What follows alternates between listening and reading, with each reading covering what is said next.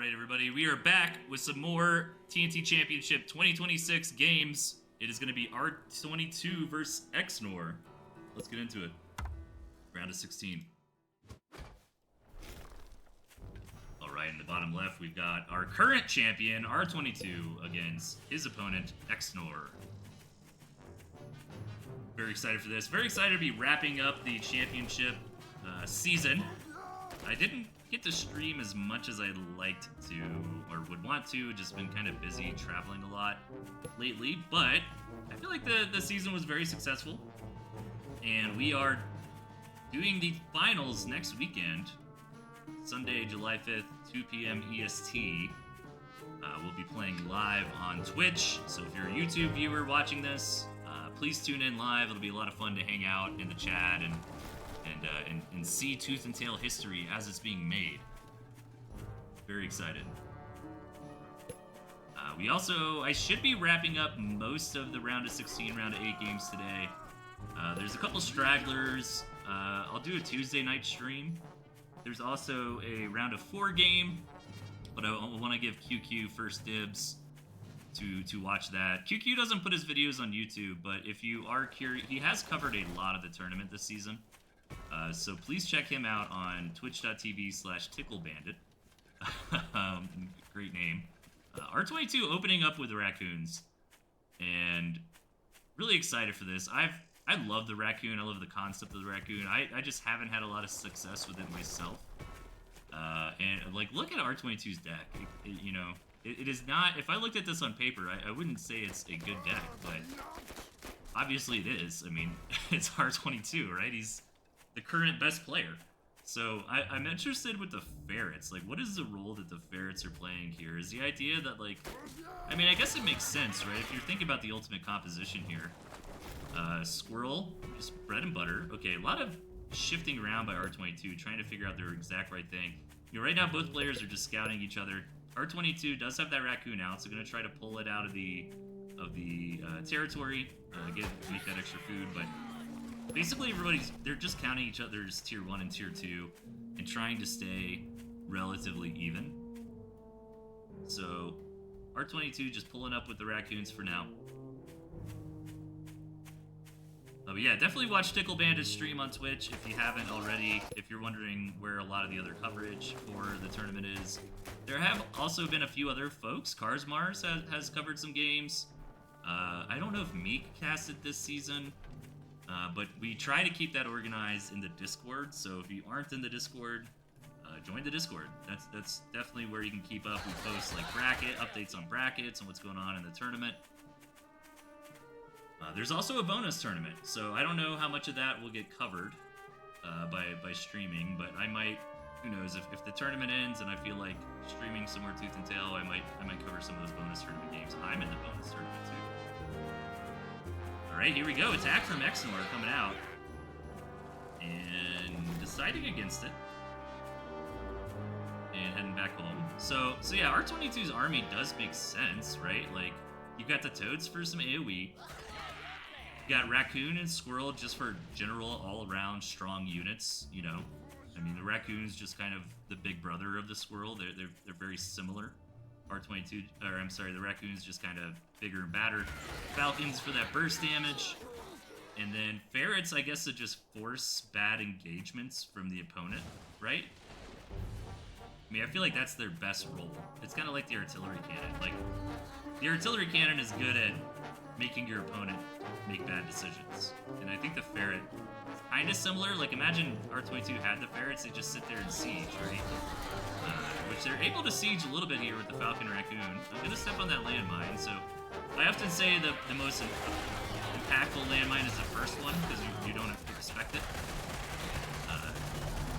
Good defense here from xnor. So, looks like he's gonna actually start losing it there. Never mind. And does R22 just win here? Yeah, that's it. GG. Yeah, raccoons just have so much. They're very tanky units. They have a lot of HP. So.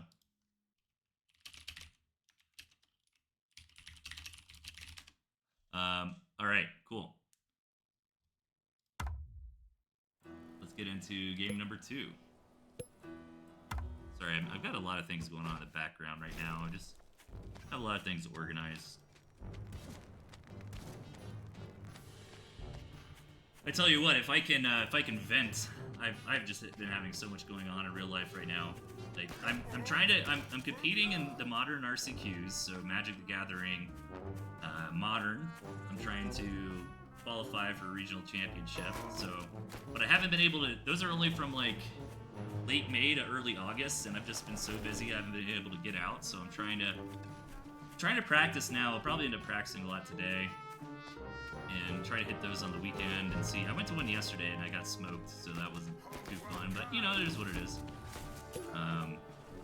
Also, Commander. Been playing a lot of Commander with some friends, and got a little bit of pressure to keep updating my decks and making new decks and all that kind of stuff. So I'm doing a lot of Magic the Gathering lately. In Final Fantasy 14, I'm leading a static to do ultimate rating, which is, I don't know why I'm doing this right now, but yeah, I mean, that's a huge commitment from a leadership perspective, organization perspective, and just gaming.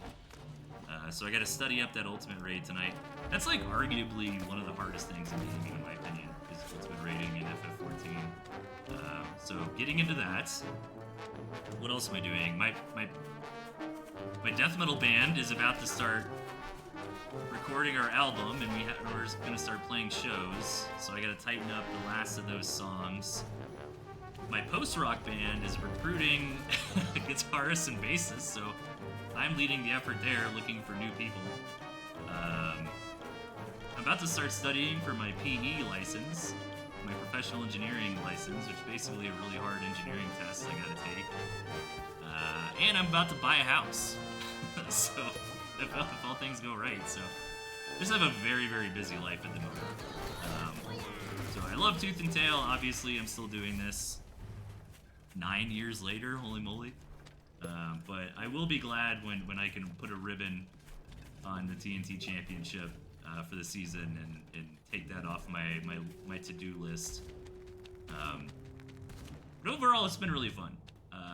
I've quite enjoyed it. I'm glad folks are still doing this. I think we took some good notes for next season.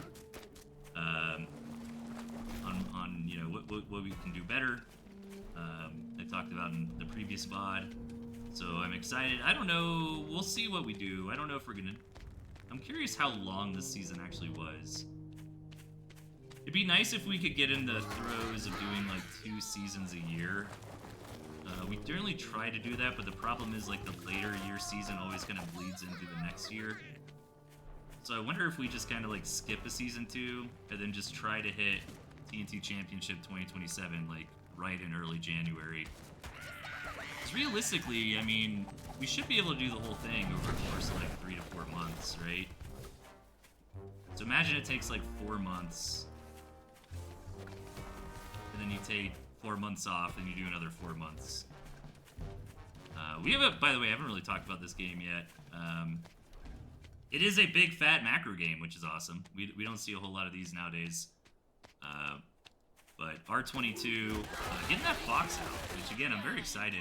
I really like R22's playstyle. I like this deck a lot. I think this is a great deck. Ham, Falcon, Skunk. It's actually pretty similar. Well, not really.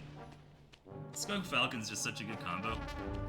And we see the Badger from xnor's side, but I do kind of feel like xnor's deck might be a little bit vulnerable too. Alright, hang on. We've got 2 ships crossing in the night here. And it looks like it's favoring xnor right now. Getting a lot of value out of the farms already. Picking up some of those Falcons that are rallying over. Oh man, yeah, it is going to be 10-year anniversary very soon, Ziggy points out in the chat.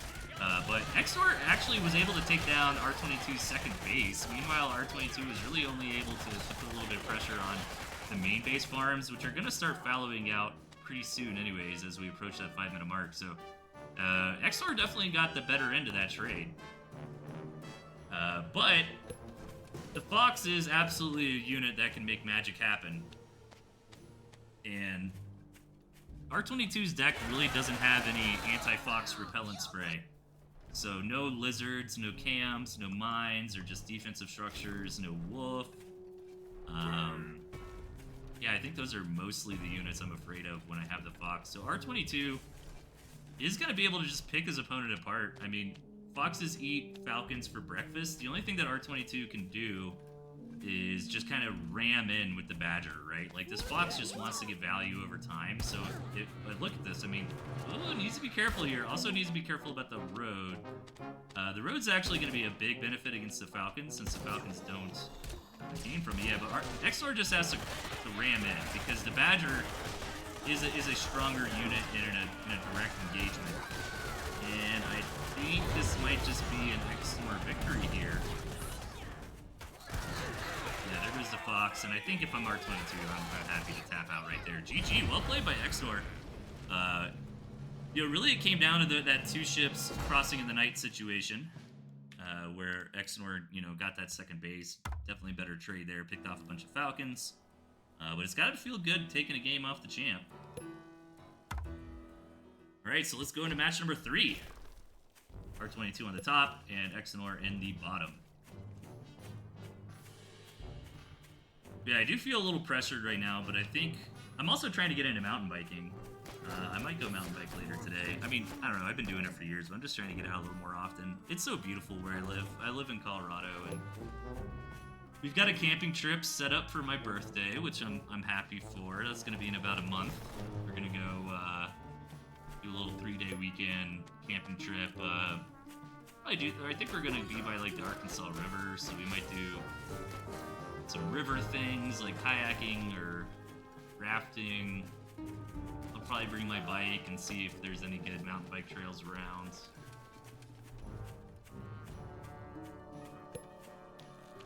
Yeah. Yep. I think I'm gonna feel a lot less stressed once Tooth and Tail is over. It'll be next weekend. I'm very excited for. But it's mental. Honestly, it's really more just mental energy more than time. I've noticed that a lot with things lately. Got a mold coming out from xnor here. Like, it's generally not a lot of work to keep up with the tournament and like chat with the people and line things up and make sure everything's going good. It's just the mental energy, right? It's just like another thing on the to-do list. So, and QQ's been a big help this season as well. He's covered a lot of the games. He's checked in with folks, made sure things are going smoothly. So, a little bit of a counter mole attack here from R22. Is the squirrel? No, I think he gets this Warren. I don't think. No, it's gonna be close. Alright, squirrel comes out just in time. R22 is gonna keep the pressure up though. Deciding to go home.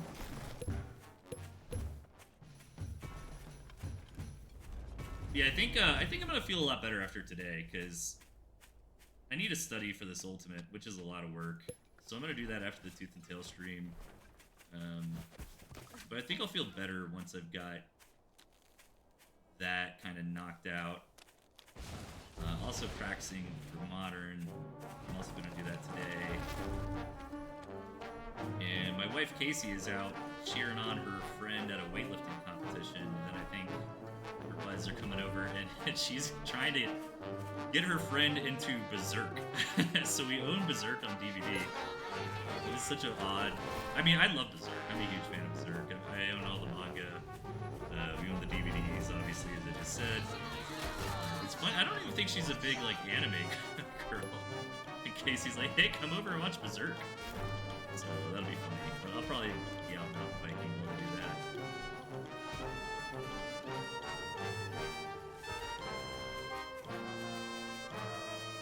So yeah, I've been pretty busy with a lot of my hobbies and stuff. And then on top of all that, I've been traveling so much. I've had 2 weddings. I just spent a week in another city for work. Yeah, I've just, every couple weeks I'm out traveling for work at least, so. All right, I'm done venting about how busy my life is right now. I want to finish Kingdom Come 2 Deliverance as well. That's pretty high up on the to-do list. Maybe I'll play a little bit of that tonight. I feel like I'm getting pretty far into the game. wanting to play all the Dark Souls. I've only beat Dark Souls 1 and Elden Ring. I started playing Demon Souls, the remake.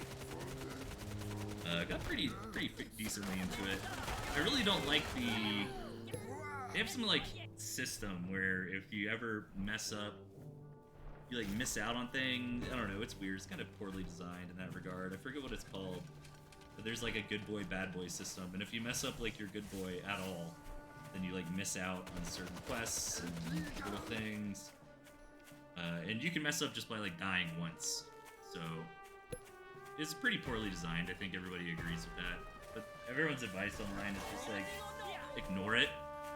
Because it'll drive you nuts. Like I'm kind of a completionist gamer. I like to kind of do everything as much as I can. Generally, I would say I'm like an 80% completionist gamer, right? Like I will do all the side quests.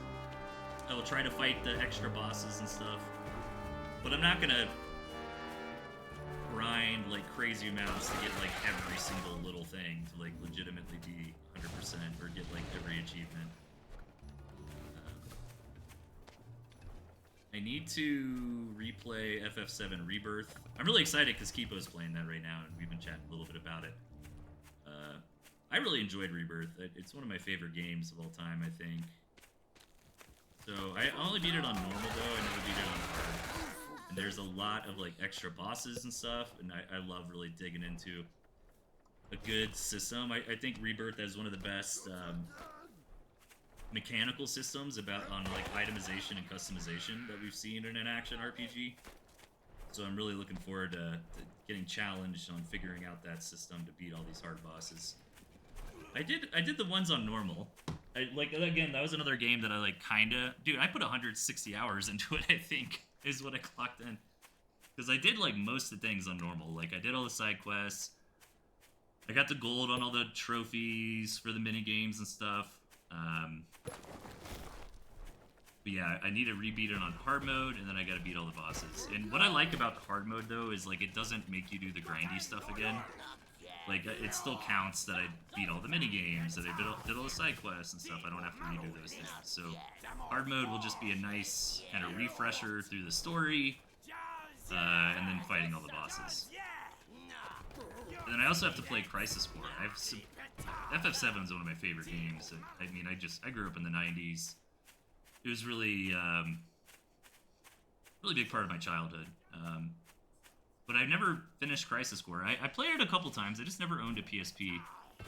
And I have the remake. Well, here's a big fight coming out. I haven't really been talking about this game at all, but honestly, they've just been powering up, you know, multiple bases here. And it looks like the big fight is about to happen. This is a scary army. 8 chameleons is a lot, though. And chameleon probably benefits from the wolf buff more than anything else, so it can be kind of difficult to do, but what xnor really needed to try to do, it looks like he missed his opportunity, was to kind of separate the wolf and the chameleon to make sure that the chameleons get the buff. Because wolf buff chameleons are like absolutely insane.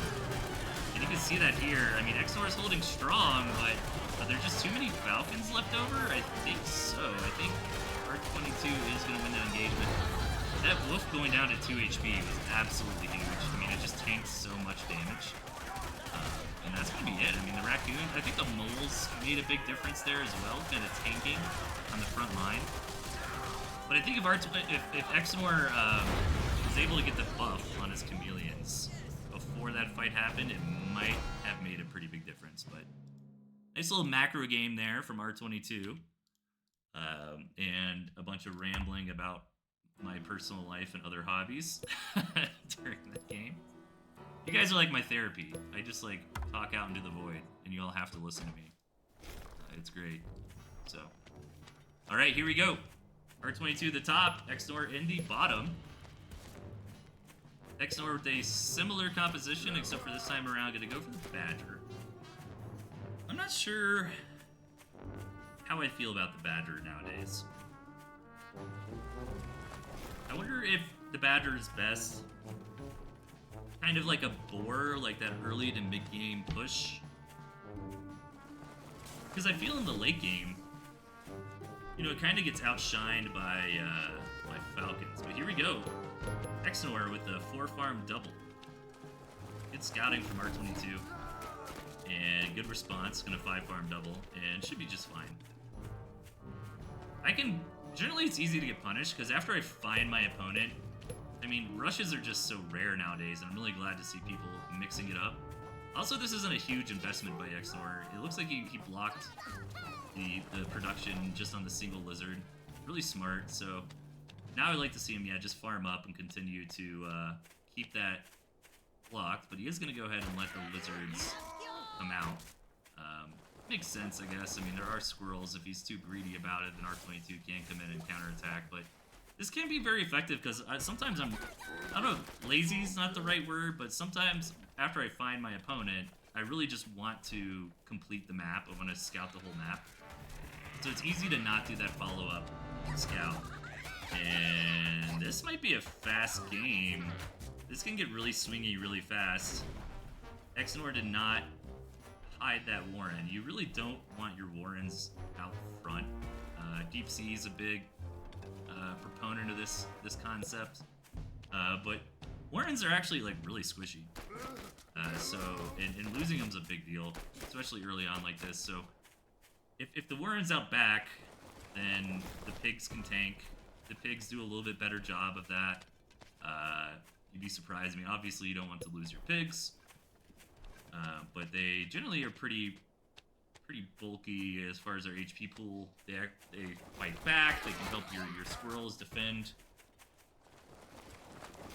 But looks like we're gonna just kind of even out into a mid-game. R22 probably has a slight advantage here. I think their farms got up a little bit faster. They killed that Warren, but not the biggest deal in the world. Probably just 50 food ahead or so, 60 food ahead.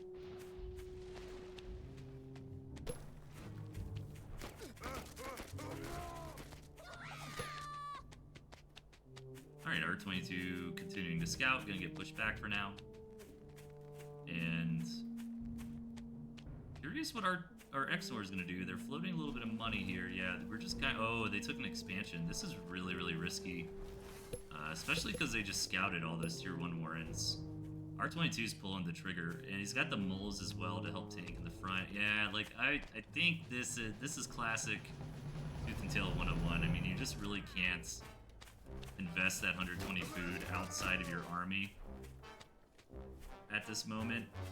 So xnor needs like the perfect engagement.